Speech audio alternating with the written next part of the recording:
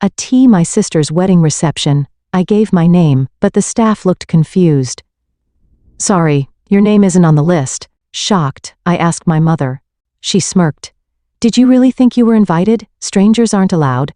I smiled calmly. Then I'll live like a stranger, and I walked away. But during the ceremony, my mother's phone started ringing nonstop.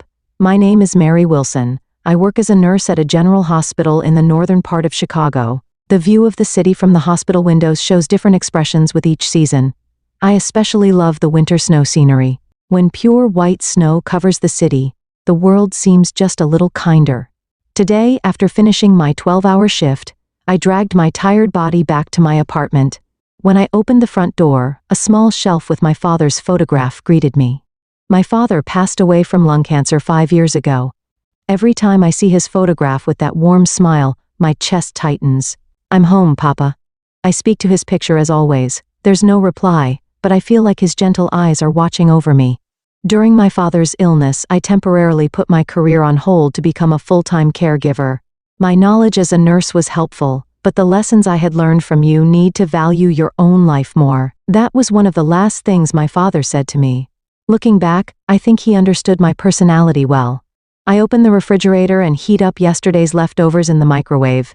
It's a simple dinner, but it's enough for tonight. While sitting at the table, I remember that I didn't answer my mother's call again today.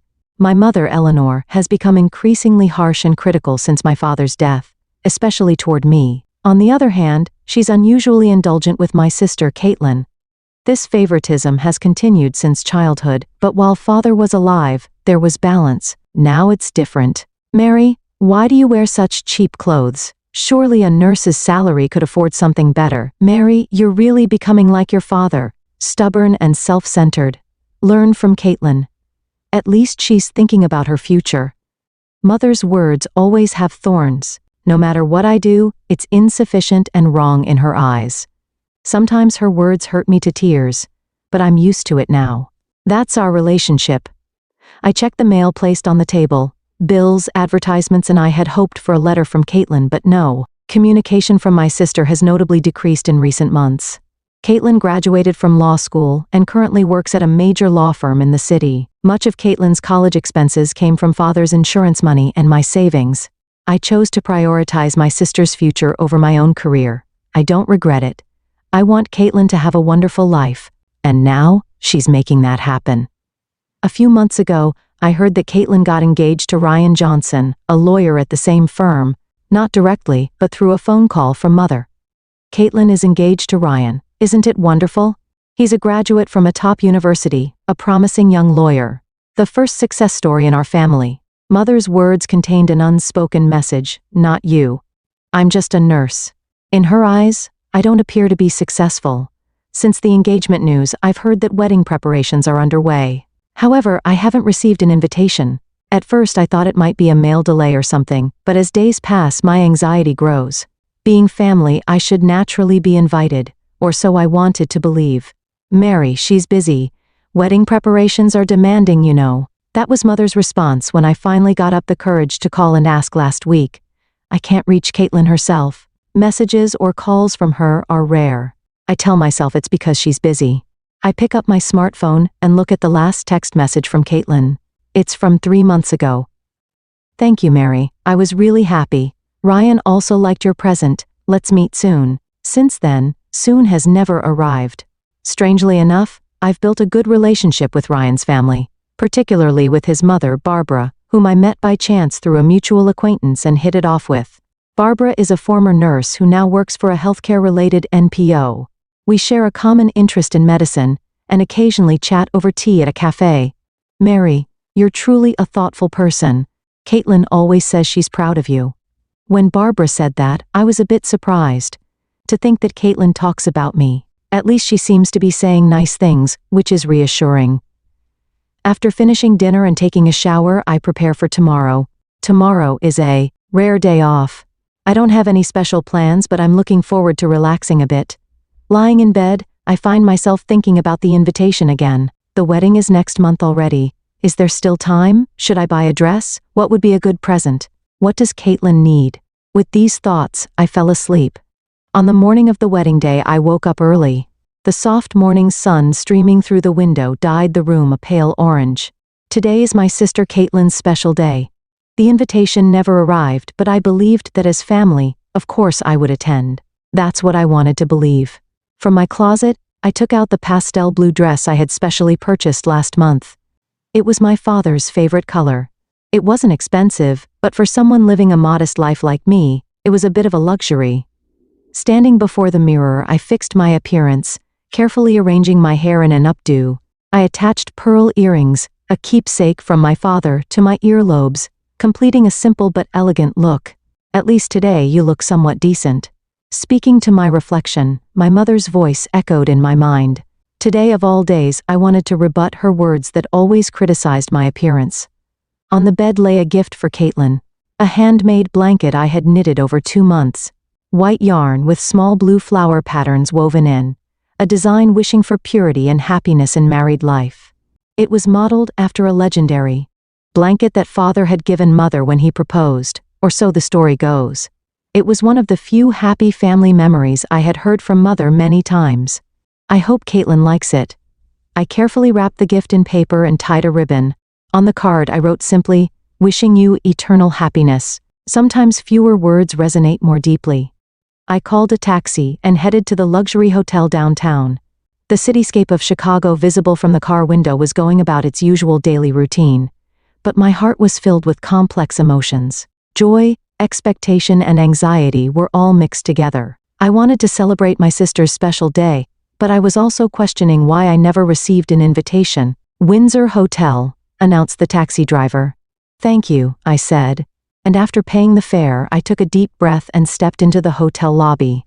Luxurious marble floors, massive chandeliers hanging from the ceiling, flower arrangements decorated here and there. Just as mother had often said, Caitlin had chosen the finest venue.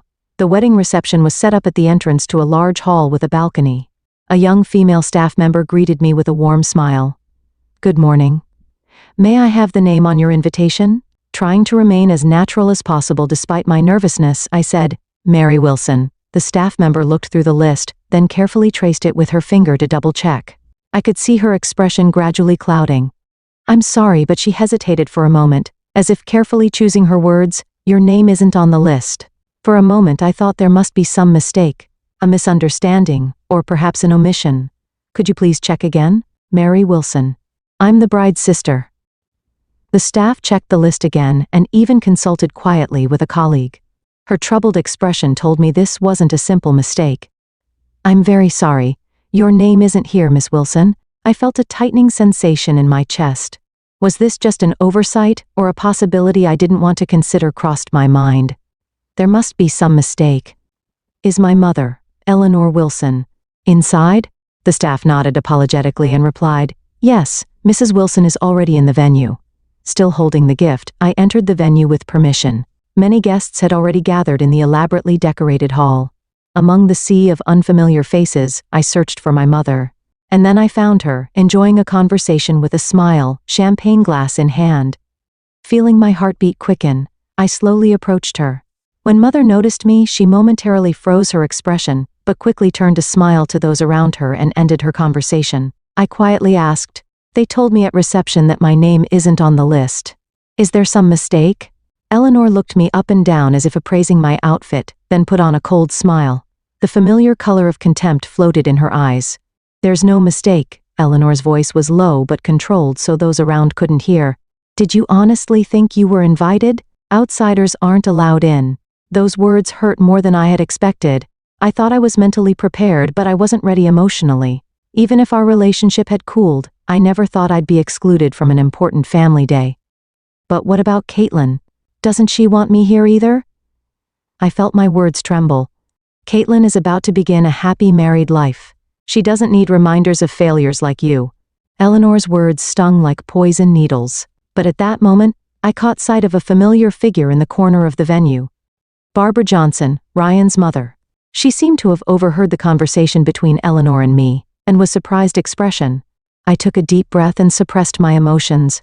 I couldn't let tears show. I didn't want to show weakness in front of my mother. "I see. I understand. Then I'll live my life as an outsider too." In a quiet but resolute voice, I said this and placed the gift I had been holding on the table. "This is for Caitlin. Would you give it to her? That is, if it's not too much of a burden for you." As I turned to leave, Barbara gently grabbed my arm. "Mary, wait. What's happening?"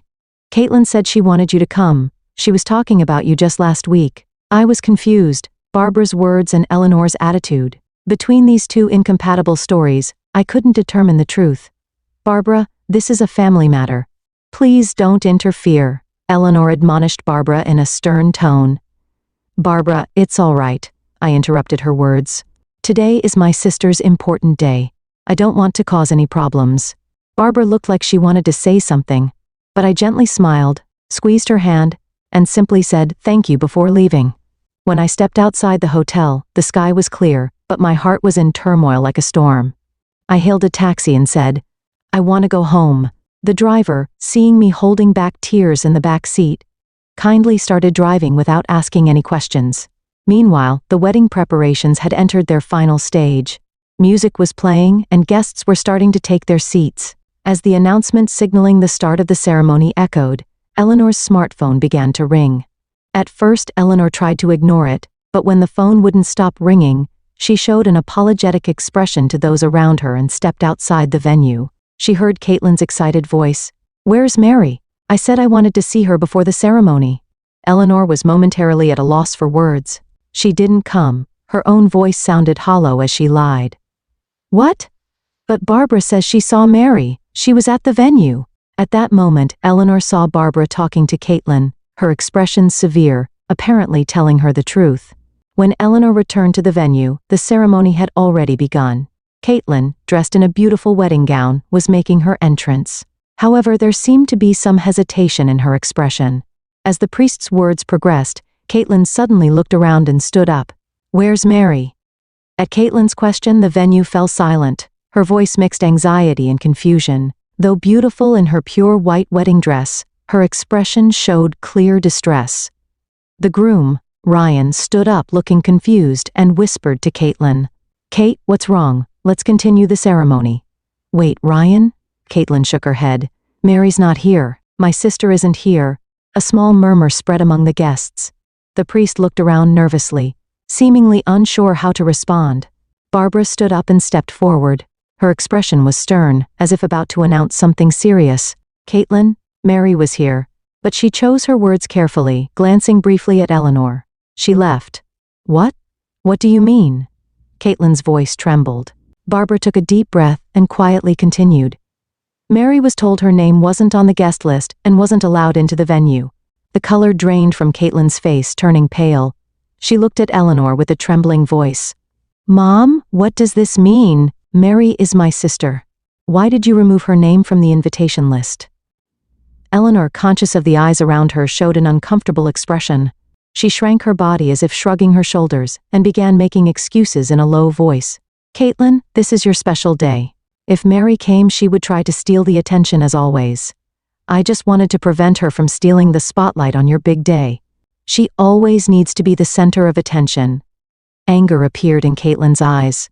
"That's not true. Mary has never been jealous of me or tried to steal attention. She's always supported me." Eleanor made a scoffing sound. "You just don't know her true nature. I was only trying to protect you." The murmuring in the venue grew louder, and Ryan looked at his parents with a confused expression. Robert Johnson, who had been sitting next to Barbara, stood up. He was a tall, dignified man who served as a senior partner at the law firm. "What is the meaning of this?" Robert's voice was low but powerful. "We thought today was a blessed day when two families would become one. But what's happening before our eyes is..." He cut off his words and stared intently at Eleanor. "I never thought we would welcome our children into a family like this. I don't want to be associated with people who exclude their own family." At those words, the venue froze in tension. Caitlin covered her face with both hands and began to shake her shoulders. The hem of her wedding dress spread across the floor, making her look both beautiful and sad. Ryan rushed to Caitlin's side without hesitation and embraced her shoulders. "It's okay, I'm here for you," he whispered gently and took her trembling hand. "I'm going to call Mary." Caitlin took out her smartphone through tears and dialed Mary's number. The ringtone continued, but there was no answer. "She's not answering." she muttered with a desperate expression. Ryan squeezed Caitlin's hand and said gently, "She's hurt. She needs time." Caitlin tried calling once more, but still no answer. She let out a deep sigh and raised her tear-soaked face. Then she began speaking to all the gathered guests. "Everyone, I'm truly sorry that things have turned out this way today." Her voice was shaking, but gradually regained its strength. "Actually, there's something I hadn't realized until now." She looked at Eleanor for a moment, then continued, "Mom has been keeping Mary away for months. She wanted me to think all my success was my own achievement, but I wouldn't be here today without Mary." While holding Ryan's hand, Caitlin began reflecting on her past. "I was able to go to law school because Mary helped with the tuition. She sacrificed her own career to care for Dad and support my dreams. When I went to my first job interview, she bought me a suit and practiced with me repeatedly." Many guests showed sympathetic expressions at Caitlin's words. Eleanor blushed and lowered her gaze to the floor. "And this dress I'm wearing today," Caitlin slightly lifted the hem of her wedding gown. "I wanted to consult with Mary when choosing it, but Mom said, 'Mary is busy.'" Her voice broke off, and fresh tears streamed down her cheeks. Barbara approached Caitlin and gently placed a hand on her shoulder. "Mary is truly a wonderful person." Barbara's voice was gentle. "She's always talking about how much she loves you. Every time we meet, she asks, 'How is Caitlin? Are her wedding preparations going well?'" At those words, Caitlin's expression crumbled further. "I'm the worst sister, taking everything Mary did for me for granted." Ryan stepped forward as if having made a decision. "Everyone, I apologize, but we're postponing today's ceremony." Various reactions spread through the venue, sounds of surprise, nods of understanding, and small sighs. "We believe a true wedding can only happen when the entire family is together," Ryan said with resolution. "Without Mary, Caitlin's sister, this ceremony is incomplete." Caitlin looked at Ryan with gratitude and squeezed his hand tightly. "Thank you," she whispered softly. Ryan's father, Robert, stepped forward and politely apologized to the gathered guests. "Ladies and gentlemen, despite many of you traveling from afar, we have come to this conclusion. Please understand our decision." Then he turned to Eleanor with a stern expression and said, "I cannot trust someone who doesn't value family. How could you do something so despicable?" Eleanor was at a loss for words, standing motionless. Her face was pale, and her hands trembled slightly. It was the moment when the false image she had built over the years crumbled in an instant. Caitlin lifted the hem of her wedding dress with one hand, clutching her smartphone with the other. "I need to find Mary. I need to apologize to her." Ryan nodded and placed his jacket over Caitlin's shoulders. "Let's go together." The two began walking toward the venue doors. On the way, Caitlin stopped, turned back and looked at Eleanor. "Mom, I can't easily forgive what happened today, but you are my mother. I hope there will be a day when we can reconcile." Eleanor couldn't say anything, just crying silently. Caitlin and Ryan held hands and left the venue. Behind them, Robert and Barbara were handling the guests. Barbara called out to Caitlin, "When you find Mary, tell her we send our love too." After the two left the venue, a beautiful sunset spread across the sky. Caitlin took a deep breath and said, "I know where Mary is," pulling Ryan toward the car. Mary's apartment was on the third floor of an old building in North Chicago. It was where she had once lived with her father, and she continued to live there after his death, cherishing the memories. From the window she could see a small park, the changing seasonal views her only comfort. Having returned from the wedding, Mary sat on the sofa by the window, still in her formal attire. Ignoring her constantly ringing smartphone, she just stared outside. In the park, children were playing, parents watching with smiles, a scene that made one feel the warmth of family. "Family?" Mary whispered softly. Something felt broken inside her after today's events. Tears had already dried up, leaving only emptiness in her heart. "I'll live as an outsider." She stood up and headed to the closet to take off her dress. She would probably never wear it again. Around 7 p.m., a sudden knock sounded at the door. Mary did not respond, hoping whoever it was would leave. But the knocking continued, and eventually voices were heard. "Mary, open up please." It was her sister Caitlin's voice. Mary didn't move. "Mary, we're here. Let us talk to you." This time it was Barbara's voice. Mary was confused. "Barbara's here too?" "Mary, I understand how you feel. But could you please open the door?" A male voice. "Probably Ryan." Mary hesitantly walked to the door. Looking through the peephole, she saw Caitlin, Ryan, and Barbara and Robert outside. Caitlin was still in her wedding dress, her eyes red and swollen. Taking a deep breath, Mary slowly opened the door. Mary. Caitlin couldn't wait and rushed in, clinging to Mary. I'm sorry, I'm so sorry. Her voice was hoarse with tears, her body trembling. Mary was surprisingly calm. Caitlin, what about your wedding? Why are you here? Ryan stepped forward and quietly explained. We postponed the ceremony. We felt a wedding without you would be meaningless. Mary was speechless. Ryan's parents also stood there, smiling gently. Barbara softly said, May we come in? Mary nodded silently and led everyone into the living room. The apartment was small, but she had created a warm space in her own way. Photographs of memories with her father adorned the walls, medical books and novels lined the bookshelf. Caitlin, still crying, took Mary's hand. I had no idea you were removed from the list, please believe me. We learned the truth at the venue, Robert continued. His voice was calm, but remnants of anger could be felt. Your Mom removed my name, Mary said in a flat voice. I'm not surprised. But why? Caitlin asked with a confused expression. Why would she do such a thing? Mary sat on the sofa and shrugged wearily. Mom has always loved you more than me. I was just a nuisance. That's not true, Caitlin raised her voice. And there's something even worse. With trembling hands, she took out her smartphone and began searching for something. Barbara told me, Mom has been lying to me about you for years. Lying? Look at this. Caitlin handed her smartphone to Mary. The screen displayed old text messages. Messages from Eleanor to Caitlin from 2 years ago. Mary says she can't come to your graduation. She's too busy. Don't worry, we'll celebrate just us. Mary's eyes widened. That's a lie. I applied for time off work that day. But Mom said you didn't want me to come. Caitlin showed another message. Birthday present from Mary? Nothing has arrived from her. Don't worry, she's always too busy with her own life. I sent presents every year. I asked Mom to give them to you. Mary's voice trembled.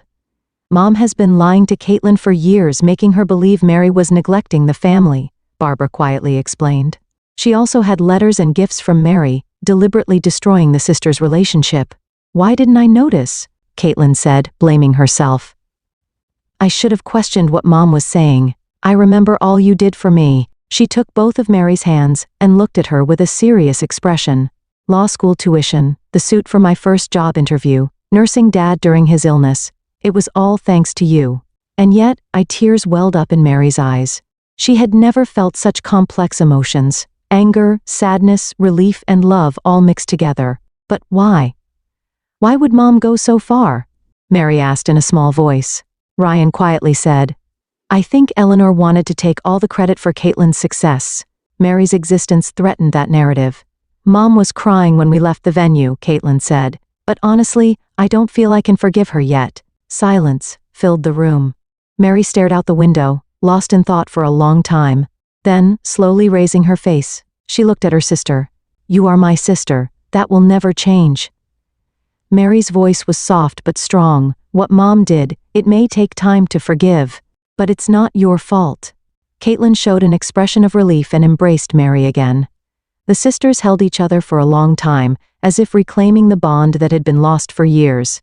Ryan gently approached the two and said, Mary, we want you at our wedding. The postponed one, of course. I'd be delighted, Mary smiled.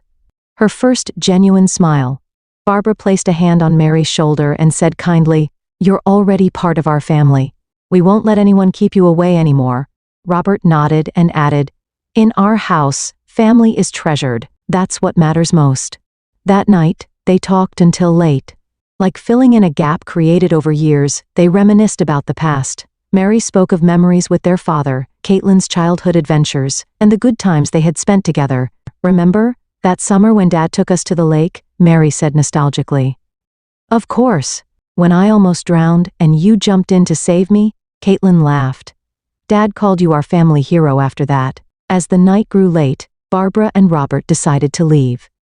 We'll come again tomorrow, Barbara promised, and gave Mary a tight hug. Caitlin and Ryan stood up too, but Mary stopped them. Why don't you stay here tonight? I'll pull out the sofa bed. And so, the following Saturday, Caitlin and Ryan's wedding was held in a small garden. Only close friends and family were invited. This time Mary would stand beside her sister as the maid of honor. An invitation was also sent to Eleanor. At first, Mary hesitated, but decided, she is our mother, we shouldn't cut her off completely. That kindness is your most wonderful quality, Barbara said. The day before the wedding, Eleanor visited Mary's apartment.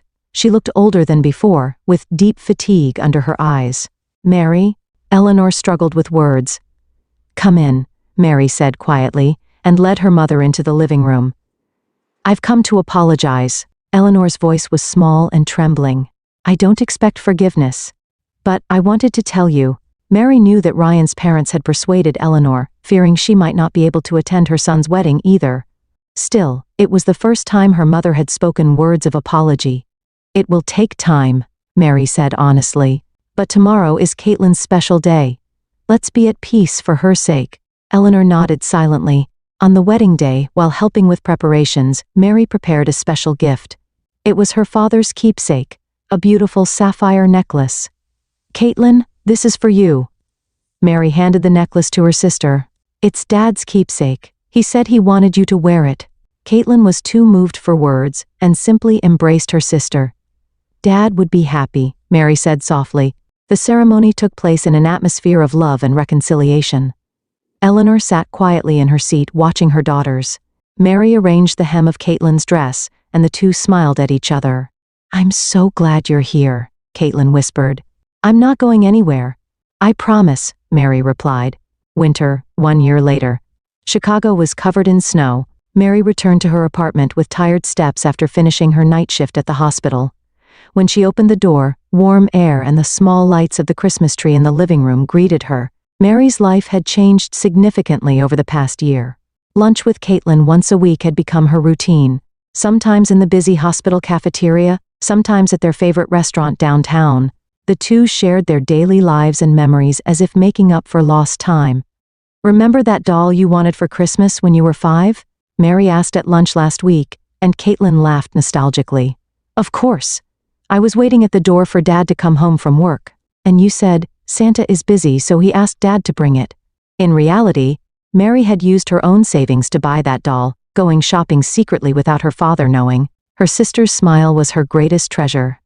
On the table was an invitation from Caitlin that had arrived recently.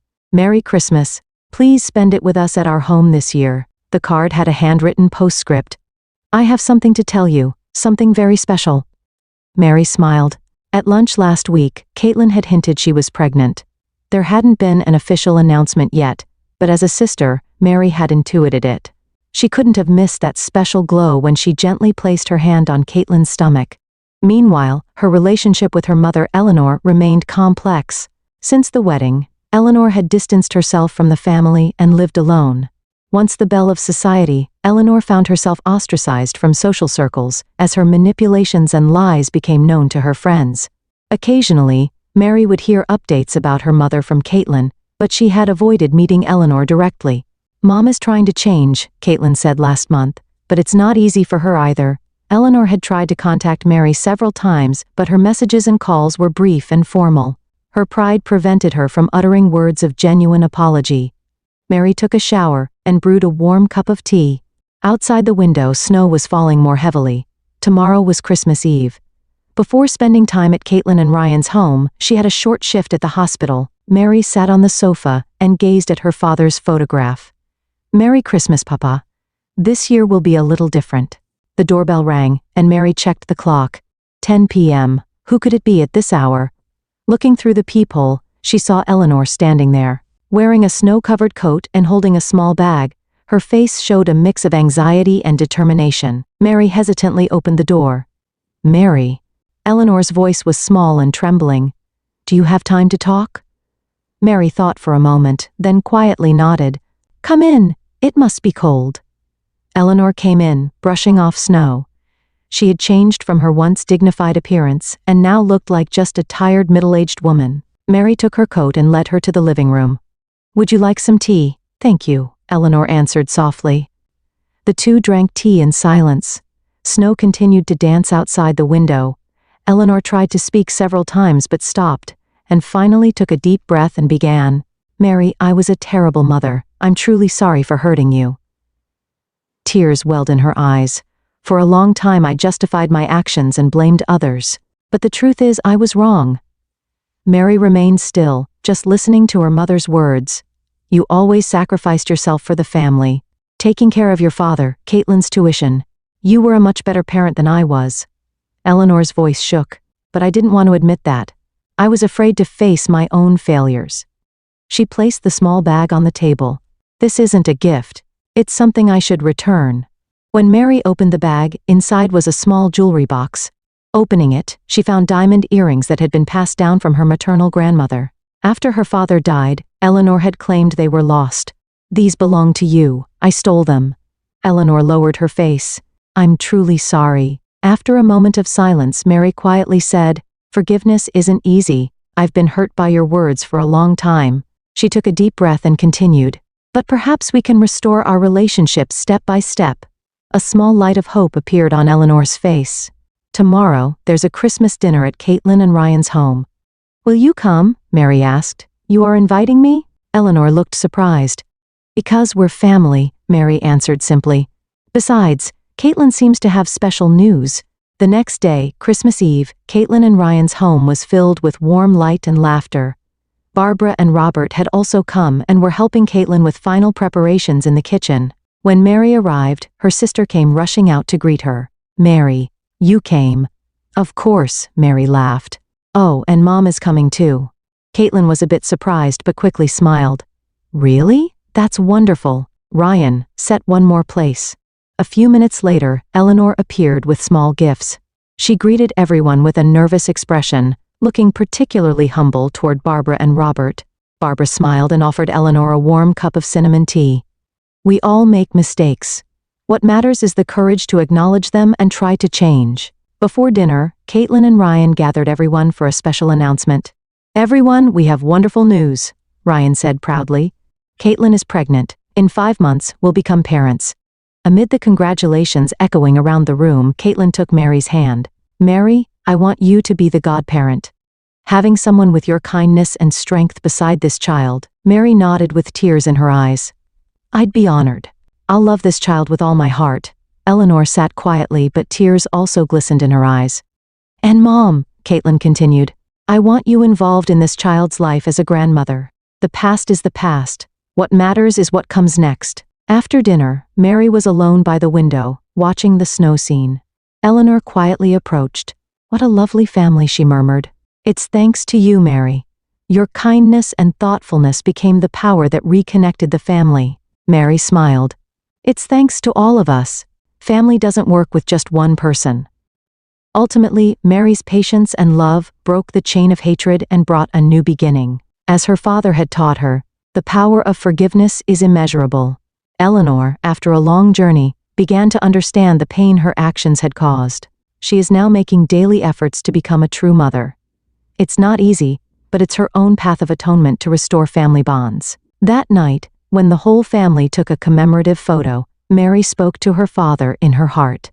Can you see, Papa? We've become a family again, in a different way, but definitely a family. Outside the window, snow continued to fall gently. The wounds of the past weren't completely healed, but a new light of hope quietly shone upon this reborn family.